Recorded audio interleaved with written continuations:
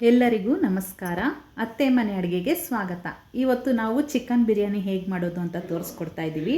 ಇದಕ್ಕೆ ಬೇಕಾಗಿರುವ ಸಾಮಗ್ರಿಗಳು: ಮೊದಲಿಗೆ 2 kg ಚಿಕನ್ ತೊಗೊಂಡಿದ್ದೀವಿ. ಇದು ಆಲ್ರೆಡಿ ನಾವು ಕಲಸಿಕ್ಕಿದ್ದೀವಿ ಮೊಸರಲ್ಲಿ.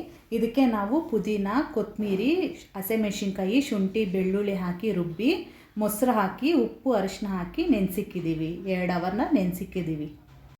2 kg ಚಿಕನ್ಗೆ ನಾವು 2 kg ಅಕ್ಕಿ ತೊಗೊಂಡಿದ್ದೀವಿ. ಅರ್ಧ kg ಈರುಳ್ಳಿ, ಅರ್ಧ kg ಟೊಮೆಟೊ. ನೆಕ್ಸ್ಟು ಮಸಾಲೆಗಳು: ಅನಾನಸ್ ಹೂವು ಮತ್ತು ಮರಾಠಿ ಮೊಗ್ಗು, ಚಕ್ಕೆ, ಕಸ್ತೂರಿ ಮೇಥಿ, ಏಲಕ್ಕಿ, ಲವಂಗ, ಶಾಹಿ ಜೀರಾ, ಪಲಾವ್ ಎಲೆ. ನೆಕ್ಸ್ಟು ರುಬ್ಕೊಳ್ಳೋದಕ್ಕೆ ಮೆಣಸಿನ್ಕಾಯಿ ಮತ್ತು ಪುದೀನ, ಕೊತ್ತಂಬರಿ ಸೊಪ್ಪು.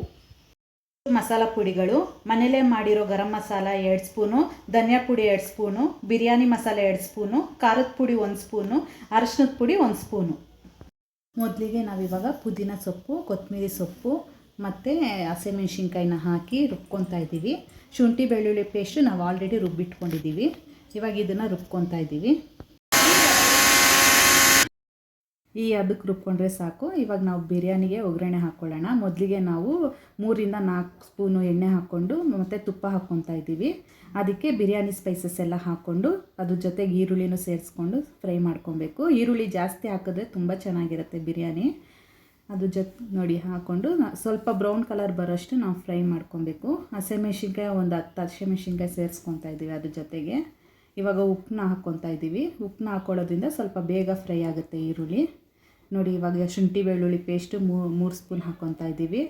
ಹಾಕ್ಕೊಂಡು ಒಂದು ಸ್ವಲ್ಪ ಫ್ರೈ ಮಾಡಿಕೊಂಡು ಅದ್ರ ಜೊತೆಗೆ ಟೊಮೊಟೊನ ಸೇರಿಸ್ಕೊತಾ ಇದ್ದೀವಿ. ಅದು ಸ್ವಲ್ಪ ಫ್ರೈ ಆದಮೇಲೆ ನಾವು ರುಬ್ಕೊಂಡಿರೋಂತಹ ಮಸಾಲೆನೂ ಸೇರಿಸ್ಕೊಂಡು ಫ್ರೈ ಮಾಡ್ಕೊತಾ ಇದ್ದೀವಿ. ಇವಾಗ ನೋಡಿ ನಾವು ಮಸಾಲ ಪುಡಿಗಳನ್ನ ಸೇರಿಸ್ಕೊತಾ ಇದ್ದೀವಿ. ಮಸಾಲ ಪುಡಿಗಳನ್ನ ಚೆನ್ನಾಗಿ ಫ್ರೈ ಮಾಡ್ಕೊಳ್ಳಿ. ನೋಡಿ ಈ ರೀತಿ. ಇವಾಗ ನಾವು ಅದೇ ನೆನೆಸಿಟ್ಕೊಂಡಿದ್ವಿ 2 ಅವರ್ ಚಿಕನ್ನ ಇವಾಗ ಇದ್ರ ಜೊತೆ ಹಾಕಿ ನಾವು ಇವಾಗ ಫ್ರೈ ಮಾಡ್ಕೊತಾ ಇದ್ದೀವಿ. ಮತ್ತು ಇದು ಒಂದು 5 ನಿಮಿಷ ನಾವು ಮುಚ್ಚಿ ಫ್ರೈ ಮಾಡ್ಕೊಬೇಕು. ಆವಾಗ ಚಿಕನ್ ನೀರು ಬಿಡುತ್ತೆ ಮತ್ತು ಒಂದು ಸ್ವಲ್ಪ ಎಣ್ಣೆ ಬಿಡೋವರೆಗೂ ನಾವು ಚಿಕನ್ನ ಬಿಡಬೇಕು. ಈ ರೀತಿ ನೋಡಿ ಯಾವ ರೀತಿ ಬಂದಿದೆ ಅಂತ. ಇವಾಗ ನಾವು ಅದು ಯಾವ ಅದಕ್ಕೆ ನಾವು ಅಕ್ಕಿ ತೊಗೊಂಡಿದ್ವೋ ಅದಕ್ಕೆ 2ರಷ್ಟು ನೀರು ತೊಗೊತಾ ಇದ್ದೀವಿ. ನೋಡಿ ನಾವು ಈ ತಪ್ಪಲೆನಲ್ಲಿ 1 ತಪ್ಪಲೆ ನಾವು ಅಕ್ಕಿ ತೊಗೊಂಡಿದ್ವಿ. ಇವಾಗ ಅದೇ ತಪ್ಪಲೆನಲ್ಲಿ 2 ತಪ್ಪಲೆ ನೀರು ತೊಗೊತಾ ಇದ್ದೀವಿ. ತೊಗೊಂಡು ಚೆನ್ನಾಗಿ ಕಲಿಸ್ಕೊಂಡು ಒಂದು ಕುದಿ ಬರೋವರೆಗೂ ನಾವು ಬಿಡಬೇಕು. ಆಮೇಲೆ ಅಕ್ಕಿ ಸೇರಿಸ್ಕೊಬೇಕು. ನೋಡಿ ಒಂದು ಕುದಿ ಬಂದಿದೆ. ಇವಾಗ ನಾವು ಅಕ್ಕಿ ಸೇರಿಸ್ಕೊತಾ ಇದ್ದೀವಿ. ಅಕ್ಕಿ ಹಾಕ್ಕೊಂಡಾದ್ಮೇಲೆ ನಾವು ಒಂದು 10 ನಿಮಿಷ ನಾವು ಕುದಿಯೋಕ್ಕೆ ಬಿಡಬೇಕು.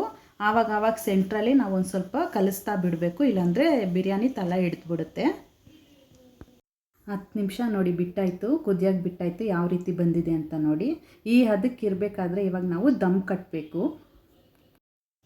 ಇವಾಗ ದಮ್ ಕಟ್ತಾ ಇದ್ದೀವಿ. ಒಂದು ಯಾವ ಕಾಟನ್ ಬಟ್ಟೆ ಯಾವುದಿದ್ರೂ ಪರವಾಗಿಲ್ಲ ತೊಗೊಳ್ಳಿ. ಇವಾಗ ಮುಚ್ಚಿ ಅದ್ರ ಮೇಲೆ ನಾವು ಭಾರವಾಗಿರೋ ಒಂದು ಬಕೆಟಲ್ಲಿ ನೀರಿಕ್ಕಿ ಒಂದು 5 ನಿಮಿಷ ಸ್ಲೋ ಫ್ಲೇಮಲ್ಲಿ ನಾವು ಬೇಯಿಸ್ಕೊಬೇಕು. ನೋಡಿ ಯಾವ ರೀತಿ ಬಂದಿದೆ ಅಂತ ಬಿರಿಯಾನಿ. ನೀವು ಒಮ್ಮೆ ಈ ರೀತಿ ಮನೇಲಿ ಮಾಡಿ ನೋಡಿ, ತುಂಬ ಚೆನ್ನಾಗಿರುತ್ತೆ.